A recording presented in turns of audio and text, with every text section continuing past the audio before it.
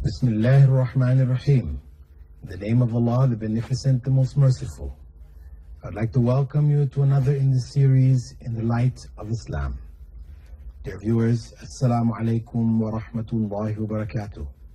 May the peace and blessings of Allah be on each and every one of you. And with that, dear viewers, I'd like to welcome you to share in the thoughts of others, their questions, their queries, and what light does Islam have to shed on these questions and queries. With that, dear viewers, we'll look at the first question we have for today. This is a question coming from Dubai, and the writer has asked that his name not be disclosed. He asks, "Dear brother, I am trapped in a very serious problem for a long time. I am writing this with the hope of guiding me to a solution in the light of Islam. So many terrible thoughts and whispers against the true faith, which I never like or agree, appear automatically, suddenly, sometimes by thinking in my mind. When I try to forget and clear such temptations, they force me to think and to bring them to appear in my mind again and again. It comes and disappears like lightning, irrespective of time, place, and sometimes remain for a while. These are very, very dangerous. I never, even at any cost in my life, agree or like these, and according to the whispers which come to my mind, I'm not willing to write about them because I'm afraid even to think about them. Is it a mental problem or because of waswas? What I have to do in this situation? Is expiation required for this? Dear brother of Islam, please help me, giving me a solution in view of the Quran and Sunnah. I'm awaiting your valuable reply." Dear brother, and for all of you viewers who share in this type of a problem, we should understand fundamentally that everybody experiences whisperings in their lives. Thoughts which may come to our minds, which seem to come from nowhere. We have no idea where did these ideas come from. We weren't contemplating them or anything, but they just come to our minds. Or sometimes we may see things which trigger thoughts. We may hear statements which further trigger thoughts. This is part of life. Very few human beings, if any, are free from such trials. Of course, God has been merciful to us in this regard, in that He informed the Prophet, may God's peace and blessing be upon him, to inform people that whatever thoughts come to the minds, Allah does not hold the people to account unless they speak about them or they act on them. That is, because this is a situation which is beyond our control to a large degree. Not in every case, of course, some of it we can control. Because if we don't read certain things, or we don't look at certain things, or we don't listen to certain things, which induce these kind of ideas, then we can protect ourselves from much of these things.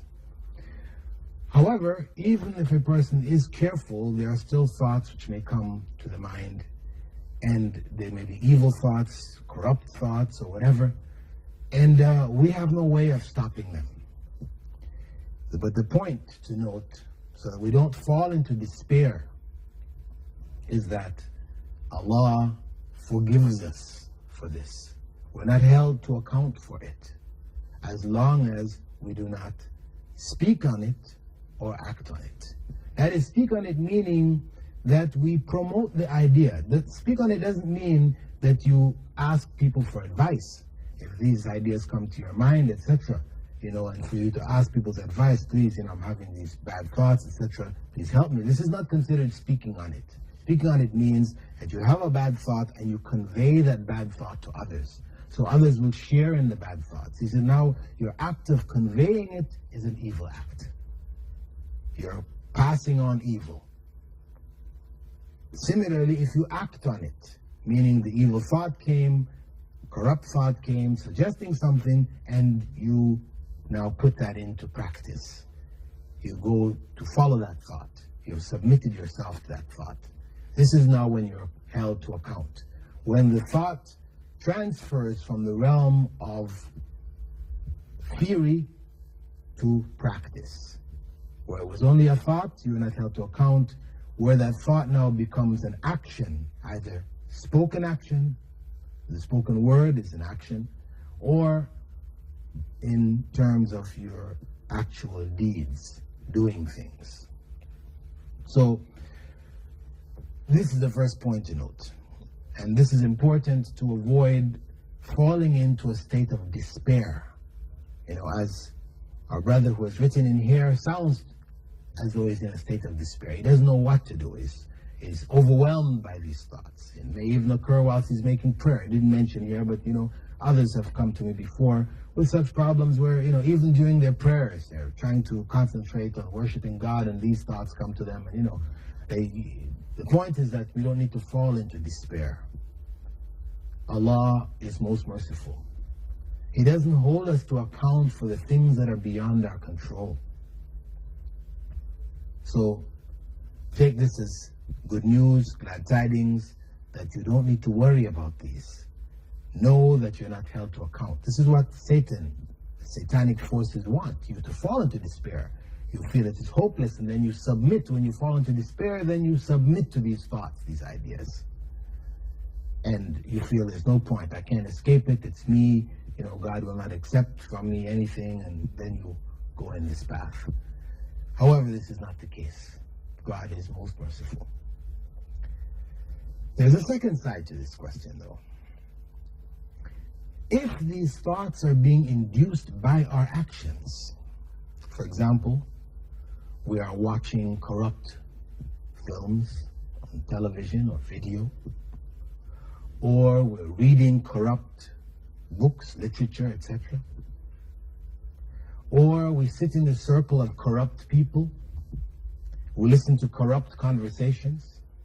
You see, if this is our environment, our senses are absorbing all this corruption, then we shouldn't be surprised that these thoughts are coming to us in the other times. Because we have created this environment for ourselves. We have created this mental environment of corruption. We have opened the door for these evil whisperings.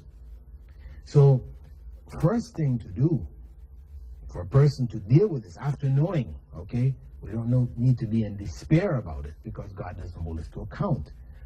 The next step, having understood this, how to deal and to overcome this, first step has to be to remove that corrupt environment. If we're watching such films, we have to stop, because these are fundamentally haram. They're forbidden in Islam. They're forbidden. Why? To prevent this from happening to us. To listen to such stories or to read such information in novels, these, you know, sex novels and these type of things, this is corruption. These are forbidden to us. So once a person removes this kind of corruption from his environment, then automatically he or she will find this type of whisperings, etc., will decrease. They'll start to decrease because there's less input. Of course, there remains corruption in the environment which is beyond our control.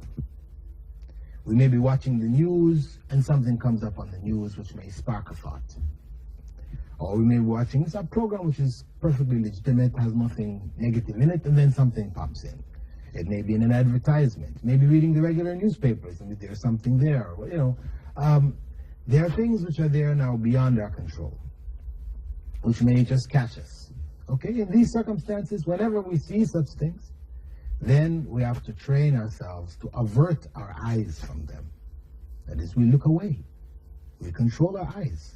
As Allah says in the Quran, to tell the believing men that they should lower their gaze. And the believing women similarly, lowering their gaze from corruption. When it comes to us, we turn away.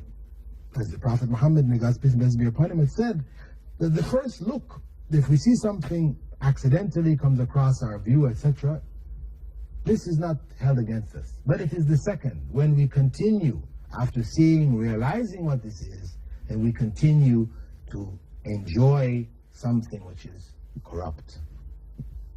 Or after looking and looking away, we're looking back again. So we have to gain control over our senses. And this is what the prayer is about. The prayer itself trains us in terms of where we're looking, because during prayer, when we begin the prayer, we're not allowed to be looking up and to the right, to the left, down, and all over. No. We are supposed to focus on the point of prostration. And this is where we maintain our focus while standing. When we bow, our focus shifts to a point directly in front of our face. When we sit, our focus shifts to our finger that we're pointing as we are declaring our faith. So there are different points that we focus on during the prayer. This is controlling our eyes. With that, dear viewers, I hope that the questions that we've looked at today have helped to clarify certain things for you, to bring certain things into focus from an Islamic point of view, and will help you in your daily life. And if you have any questions of your own that you would like to write in, please do so. We welcome all questions. With that, dear viewers, I bid you all farewell. Wassalamu alaikum wa rahmatullahi wa barakatuh.